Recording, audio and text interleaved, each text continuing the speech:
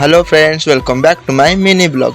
तो मु राति सारा नाइट ड्यूटी करके आसी सकाल सकाल उठी देखो मुहटा गुला देखुची मुहटा भल लगुनी।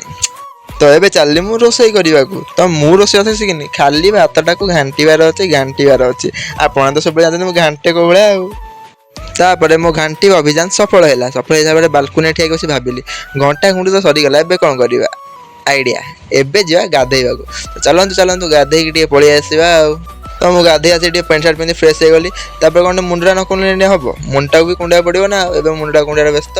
तापर देखु एटा कौन गोटे छोट पंखाटी थी सी भी चलुनी मत चल आसुनी यही चलला। अरे वाह कि बढ़िया पवन देला रे। एबे चली पखाड़ दीटा खाइबा खरा बहुत होची ना पखाड़ दीटा न खाइना कौन हम शांति माने पखाड़ फल खाई सारी तापर चलली मु गाँ को। सत कथा गाँ को जीवार खुशी पूरी अलग प्रकार मोर डबल खुशी। बाटर बहुत खरा होता तो मुझे गछ मूल देखी ठिया पड़ी मुझे पुणी नेक्स्ट वीडियो जय जगन्नाथ।